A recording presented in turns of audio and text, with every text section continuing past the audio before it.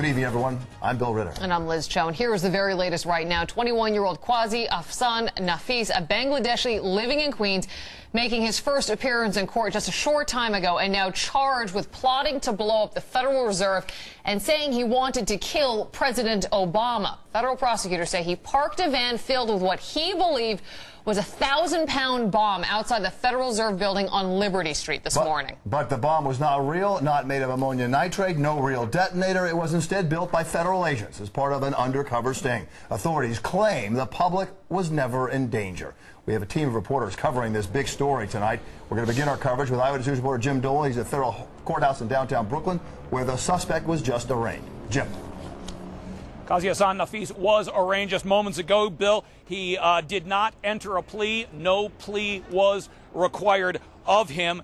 Nafis is in a world of trouble right now, as you would imagine. He is a suspect in a credible terrorist plot against this city and against, in fact, this country. In court today, he wore a brown shirt, black pants. He was arraigned on the complaint, basically charges of attempting to use a weapon of mass destruction and providing material support to a terrorist organization, specifically Al-Qaeda. So who is Quazi Ahsan Nafis? He was born and raised in Bangladesh, came to this country in January of this year. He used his early months. He came here specifically to commit a terrorist attack on American soil, according to the feds.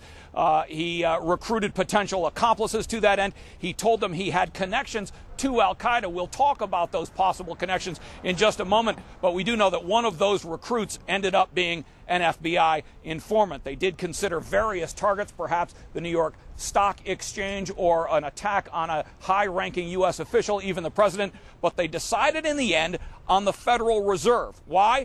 Because Nafis believed to destroy America, the most efficient way is to attack the American economy. Now, prosecutors referred to Nafis's alleged terrorist links today as, quote, aspirational, and in this case that may mean fictional because they could find no established links between this man and any other terrorist organization in this country or elsewhere. The feds tried today to get him to give them information about other possible plots going on in this country. He refused to give any information. It's not altogether clear he had any information to give. In the end, they arrested him, and he was arraigned just a short while ago. Reporting live from Brooklyn, Jim Dolan, Channel 7 Eyewitness News. Jim, thank you. The question now, was Quazi Nafis capable of pulling this off? That question certainly going to be front and center in this case. This was a federal undercover sting operation. Authorities providing what Nafis thought was a bomb. It's a complicated case. Our investigative reporter Jim Hoffer sorting out the details. Jim? Bill and Liz, this marks the 15th plot against New York City since 9/11, and like most of the other ones before, this one is thwarted by an undercover sting operation. Quazi Ahsan Nafis wanted to hit a major landmark, preferably a financial institution, that would rock America's economy. He decided the best target was the Federal Reserve, and this morning, according to law enforcement, he drove a van which he thought was filled with 1,000 pounds of explosives to the Reserve Bank. What he didn't know is that his partner on the mission was an undercover FBI source who provided the bomb, which was inoperable. After he parked the van, it is alleged he walked to a nearby hotel and attempted to detonate the inert bomb using a cell phone. But instead of a deadly bang, he got busted. The head of the Homeland Security Committee in Congress says he's been told Nafis had real terrorist connections.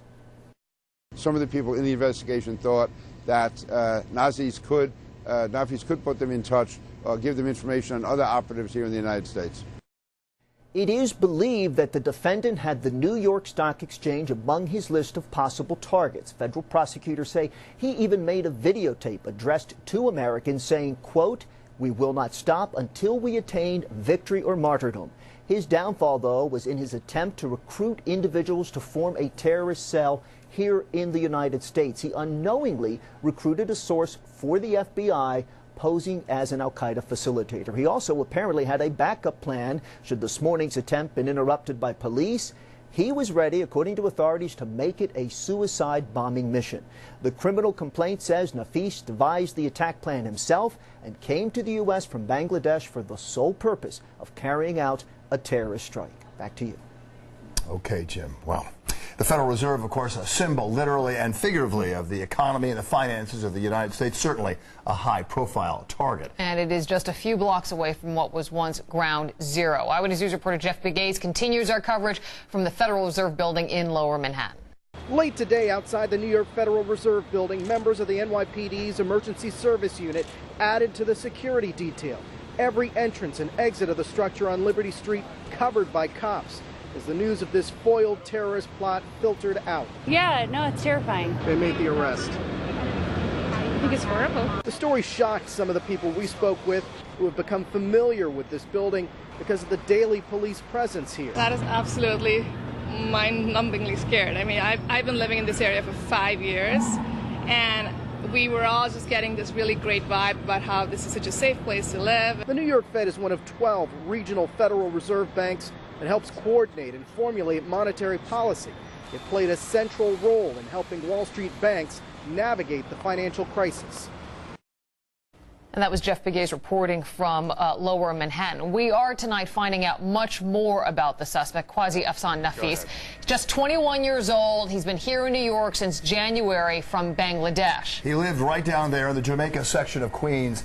Our Eyewitness News reporter Kristen Thorne near his home there talking to neighbors tonight. Kristen? Well, Bill and Liz, we are just outside Nafis's apartment building here in Jamaica on 93rd Avenue. I want to step aside and show you what we believe to be his apartment building. You see that right up there, that white porch where that pink and yellow curtain is. There are a bunch of FBI personnel inside that apartment building, inside his apartment, taking pictures. We just saw a whole bunch of flashing cameras going off, just a flurry of activity around this building.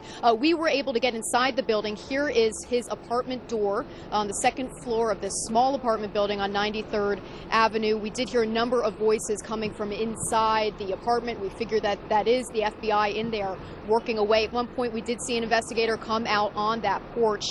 Now, we're told by people who live in that building that Nafis has lived there for about the past month or two. So if you got back here or came to the United States, I should say, in January on a student visa, where he was up to that point is still unclear. But people here say, you know, they didn't really know him, saw him going in and out of the building, but they knew something was up when they saw the FBI flooding the apartment building.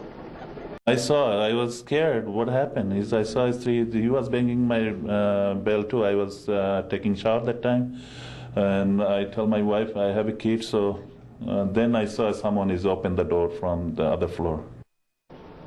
And here we're showing you see that van right there. That is an FBI van. They just pulled up there, and we saw a number of gentlemen dressed up going into the building. So still a lot of activity going on around here. I also want to add that here in the community, this is a large Bangladesh community. So Nafis being from Bangladesh, there is a feeling here that people are very disturbed. You know, they say they come here to the United States to make themselves better.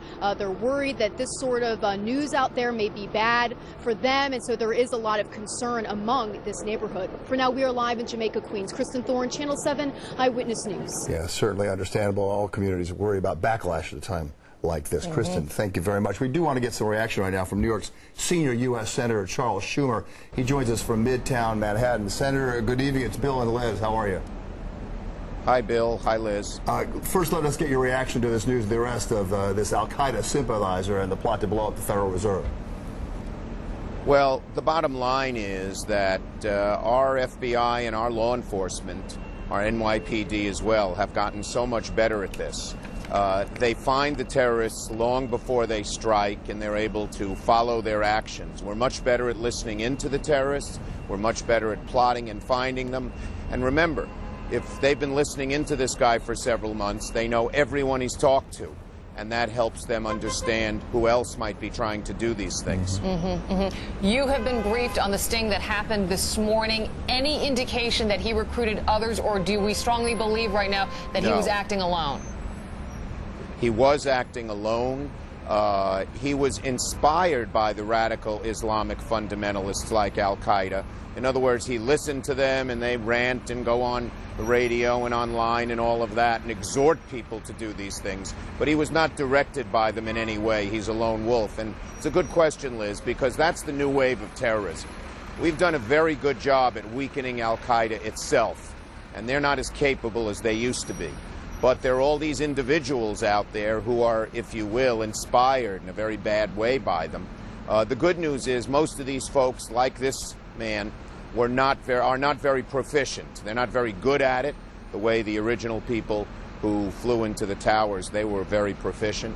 On the other hand, there are more of them, and you got to be vigilant because they pop up in different places that you might not expect. And it raises a good question, Senator. I mean, there's just one person, but one person can do a lot of damage. And the big question we're asking here is, would this man have had the resources and wherewithal to actually blow up anything if the feds hadn't got involved, had not gotten involved with this undercover sting operation? Right, but the informant who got involved knew what this guy was up to and went up to him. The computers we have, the satellites we have are amazing. And so they can listen to 10,000 people and trace every phone call and email they make, and then trace the phone calls and emails of all the people they've talked to. So we're much, much better at figuring out who might be up to bad things. But there are many more of them, as these lone wolves are. Okay. All right. U.S. Senator Charles Schumer, we appreciate you taking the time to talk to us this evening. We'll certainly be talking about this throughout the evening. Thanks. Thank you. And we're going to continue to follow developments in the terror plot arrest and bring you new information as soon as we get it. We are expecting a news conference with Police Commissioner Ray Kelly. That's supposed to happen at some point in the next hour or so. We'll also have the latest at 7 Online, our homepage. Bill has written about this alleged plot on his blog Behind the News. And we're going to have any new developments in the case tonight on Eyewitness News at 11.